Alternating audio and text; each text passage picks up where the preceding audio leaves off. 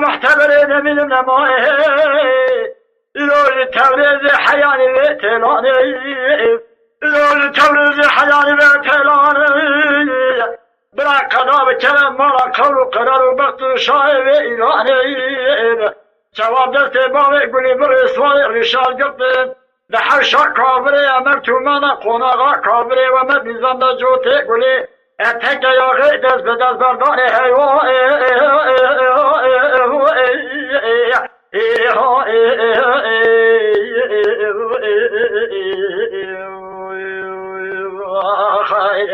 واي نمينة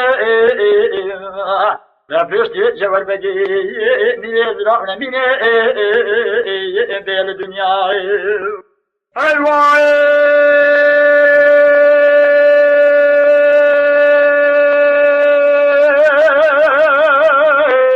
شواب دلتي بابي قولي برسوالي رشاد قلت الحوشا كابري ومرتو مانا جوتي قولي تكياغي دست بدست برداني كان الشيخ آغا ملوك كردستاني كان علي عثمان عبدالله إبراهيم شاي شدو أمين فريخاني كان رزاي خلبان الكروغي لداش خانة مرشدة جارداني كان شيخ سعيد أفندي مرشدة كامل قدس مكالي نوراني كان كرم قول غازي سليمان أحمد فرزند أخوة ووامان إيراني كان كور حسين پادشاه ملوک کردستان مدنی مسابقه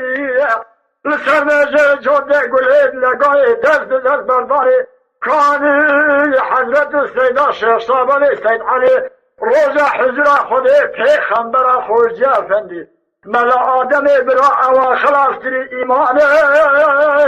حکیم مسلمان دا دین ایمان جبوری هدا اوه درد خانه جبیل اما که حتی آخر زمان حیوان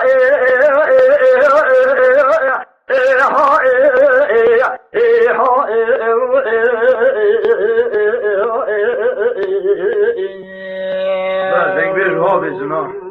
يا خير هاي نمينة نفس جبر بجي يزرع نمينة بير الدنيا هاي واي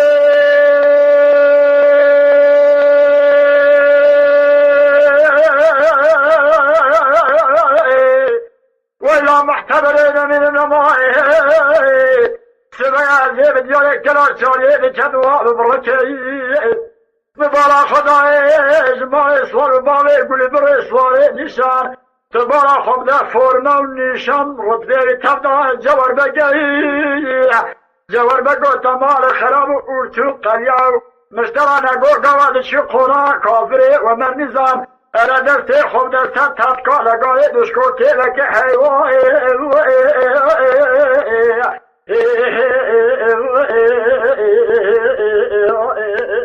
لبرا سمية لديار قصر قراء اسماعيل غبار خسرو